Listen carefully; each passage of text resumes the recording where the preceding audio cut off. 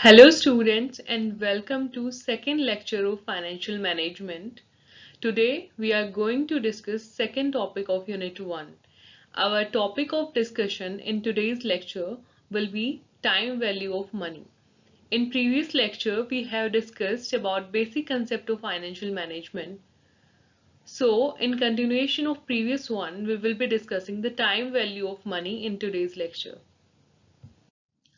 Here are the learning objectives of today's lecture. The first one is to develop the conceptual understanding of time value of money. The second one is to familiarize students with different techniques of time value of money. The third one is to apply the acquired knowledge in real life situation. And I hope that by the end of today's lecture, we will be able to cover the following objectives. Here we have the definitions of time value of money given by various authors. The first one is according to I.M. Pandey, an individual's preference for possession of a given amount of cash now rather than the same amount at some future time called time preference for money or time value for money. The second definition is given by E. A. Kolb. According to him, time value of money refers to the fact that same money return has a higher present value if it is to be received early than it is to be received later. The third definition is given by Benton, the principle that money received in the present is worth more than the same amount received in the future. All the definitions on focus on one point, that is, present is worth more than the future if the same amount is considered. So this is how we can define time value of money. Now let's discuss about the concept of present value. What is present value? Present value is the concept that states an amount of money today is worth more than that same amount in the future. In other words, money received in the future is not worth as much as an equal amount received today. So it basically means if we consider same amount, then it will not be worth to wait for a longer time period. Now, in the introduction video, I took an example of dollar. Here I am taking an example in rupees so that you can understand it in a more clear manner. So for example, if an investor receives rupees 1000 today and can earn a rate of return 5% per year, the 1000 rupees today is certainly worth more than receiving 1000 rupees 5 years from now. If an investor waited 5 years for rupees 1000, there would be opportunity cost, or the investor would lose out on the rate of return for the 5 years. It means rupees 1000 today is more than rupees 1000 after 5 years. But if he will get rupees 1250 rupees, then it will be worth for him, as he will be getting extra money because he waited for 5 years. Here I have given you the formula for present value, that is, present value is equal to future value divided by 1 plus r to the power n. FV here means future value, r refers to rate of return, and n refers to number of periods. So this is the formula for present value. Now let's discuss about the concept of future value. What is future value? In simple words, time value technique is the future value calculation, because when we talk about time value of money, we basically calculate the future value. So the future value calculation determines what a current investment grows to in the future using a given interest rate and time period. So these two are basic two element of future value, that is interest rate and time period. This calculation is known as compounding, or we can also call it compound interest, because the investment grows each year by the annual interest rate. I have given you the formula of future value, that is PV into 1 plus R to the power n. So PV here means the present value into 1 plus R. R here means the interest rate, and R to the power n, n here means the number of years. So I have taken an example here. If you invest rupees 1000 for 5 years at 5% rate of interest, then the future value will be rupees 1000 into 1 plus R. R here is 5%. So I have taken it as 0.05, and 1 plus R to the power n. N here number of years in this example is 5. So it will be equal to rupees 1276.28. So this is what we call future value. Now let's talk about the techniques of time value of money. There are two techniques of time value of money. The first one is compounding technique and the second one is discounting technique. As we have already discussed about present value and future value, so it will be easy for us to understand about both the techniques of the time value of money. The first one, that is compounding technique, is also known as future value technique, because in compounding technique we basically calculate future value. The formula for calculating future value will be is equal to PV into 1 plus R to the power n, that is present value here stands for PV, and R means rate of return and n means the number of years. Let's take an example to make the compounding technique more clear to you. Mr. A invests a sum of rupees 10,000 in a security and earn up to 20% interest upon that security. The question is that how much money he will get after 1 year. By putting the data in the formula, we get that Mr. A will earn rupees 12,000. So we can say that value of money at a future date with a given interest is called future value or the compounding technique. Now let's talk about the second technique named discounting technique. Discounting technique is also known as present value technique. As with the help of this technique, we calculate present value. Discounting technique can be understood with the help of taking an easy example. Say Mr. B goes for shopping and shop for a pair of shoes which cost him up to rupees 20,000. Now shopkeeper gives him a discount of 10%, so the cost of shoes to Mr. B will be rupees 18,000.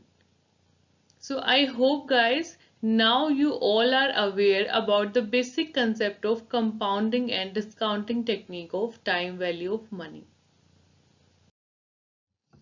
Let's discuss about these two techniques in details. The first one, that is compounding technique. Compounding is the process in which an asset's earning from either capital gains or interest are reinvested to generate additional earning over time. This growth, calculated using exponential functions, occur because the investment will generate earnings from both its initial principal and the accumulated earning from preceding periods. Compounding, therefore, differs from linear growth, where only the principal earns interest each period. We can easily identify after reading this paragraph that compounding technique basically depends upon the principle of compounding interest. Because in compounding interest, we also calculate earnings from its initial principal plus accumulated earning from each preceding periods. That is why the compounding technique is based on the principle of compounding interest.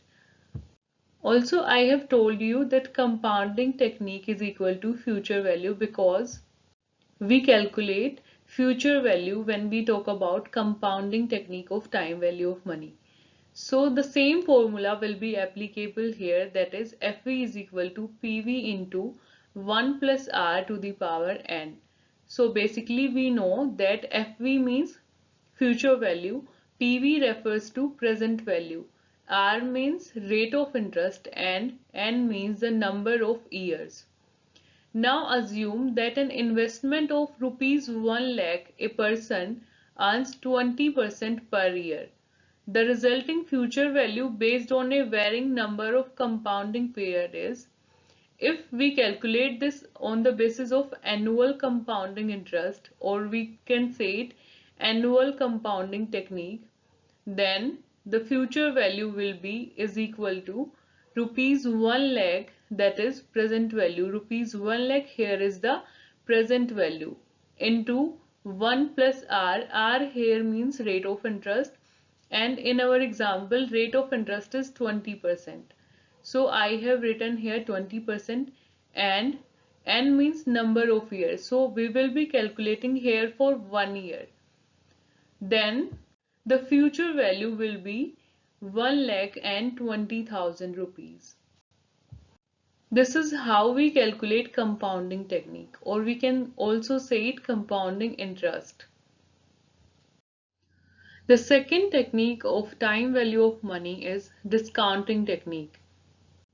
We can understand the concept of discounting technique from the term discount, as we go for shopping and we get some discount over our shopping on a product. So basically keep that idea in your mind and you will be easily get the concept of discounting technique. Discounting is the process of determining the present value of a payment or a stream of payment that is to be received in the future. Given the time value of money, a dollar is worth more today than it would be worth tomorrow. Discounting is basically the primary factor used in pricing a stream of tomorrow's cash flow. Now, let's talk about how discounting works. For example, the coupon payments found in a regular bond are discounted by a certain rate of interest and added together with the discounted par value to determine the bond's current value. You must have studied about the concept of debenture in your 12th examination and also about bonds. So these are basically issued on discount and received at par. So this is the example of bond which is based on the same concept. I have told you earlier that discounting technique resembles present value because we calculate present value when we talk about discounting technique. So the same formula of present value will be applicable here, that is PV is equal to FV divided by 1 plus R to the power n. So PV here means the present value, FV refers to the future value, R in the same sense refer to the rate of interest, and n means the number of years. Now let's take an example. A bond can have a par value of $1,000 and be priced at a 20% discount. So it will be valued at $800. In other words, the investor can purchase the bond today for a discount, that is in $800, and receive the full face value of the bond, that is $1,000, at its maturity date. So the difference between the time period is known as the investor return, or we can also call it the opportunity cost, which I have already discussed with you. So this was all about the discounting technique of time value of money. Now, as we are aware about the compounding and discounting technique of time value of money, so let's differentiate between them. So the first basis of comparison is the meaning for both. In compounding technique, the method used to determine the future value of present investment is known as compounding technique. And if I talk about discounting technique, meaning the method used to determine the present value of future cash flow is known as discounting technique of time value of money. The second point of differentiation is concept for both. In compounding technique, if we invest some money today, what will be the amount we get at a future date that is identified in compounding technique? And in discounting technique, what should be the amount we need to invest today to get a specific amount in future? The third point of difference between both is use of. So compounding technique is basically used for compound interest rate and discounting technique is used for discount rate. The next point of difference is known as, that is what they are known as. The compounding technique is known as the future value and the discounting technique is known as the present value. The next point of difference is factor. In compounding technique, future value factor or compounding factor is identified, and in discounting technique, present value factor or discounting factor is identified. The last point of difference is the formula for both.